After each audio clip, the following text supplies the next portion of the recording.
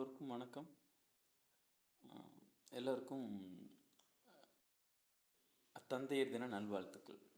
அப்பா டேவோட செலிப்ரேஷன் என்ன சொல்கிறது, ஒரு 20 வருஷத்துக்கு முன்னாடி அப்பாவை மிஸ் பண்ணவங்களுக்கு தான் தெரியும். அப்பாவும் நாமளும் எடுத்த ஒரு செல்ஃபி ஃபோட்டோ கூட நம்ம ஃபோனில் கிடையாது. அப்போ நம்மள்ட்ட ஆண்ட்ராய்டு ஃபோனுமே இல்லை அப்படின்னு சொல்லிட்டு. இந்த ஃபாதர்ஸ் டேக்கு ரொம்ப நாள் கழித்து ஃபாதர்ஸ் டே இந்த ஃபாதர்ஸ் டே தான் நான் ஃபீல் பண்ணுறேன்.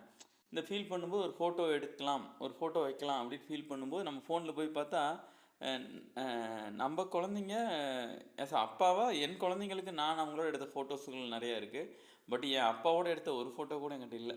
மேபி அப்படின்னா என்ன அர்த்தம், 2000க்கு பிஃபோராக மிஸ் பண்ணவங்களுடைய ஃபோட்டோ எதுவுமே நம்மள்ட்ட இருக்காது, இல்லை அப்படிங்கிற மாதிரியான ஒரு விஷயமா இருக்குது.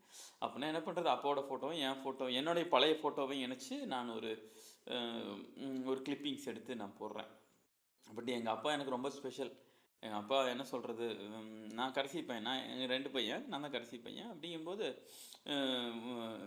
அவருடைய நல்ல எண்ணம், நல்ல சிந்தனை, நல்ல செயல் எல்லாமே என்னோட நல்லதில் மட்டும் இருக்குன்னு நினைக்கிறேன். எனக்குள்ளேயும் நிறைய நெகட்டிவ் வெர்ஷன்ஸ் இருக்கும்ல.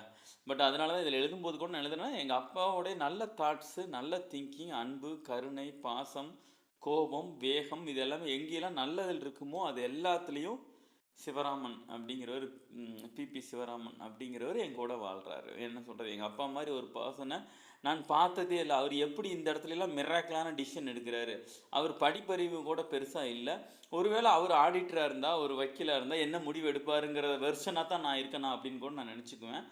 But perfect man of the world அப்படின்னு நான் சொல்லுவேன். நான் பார்த்த ஹீரோ, நான் பார்த்து ரசித்தவர்.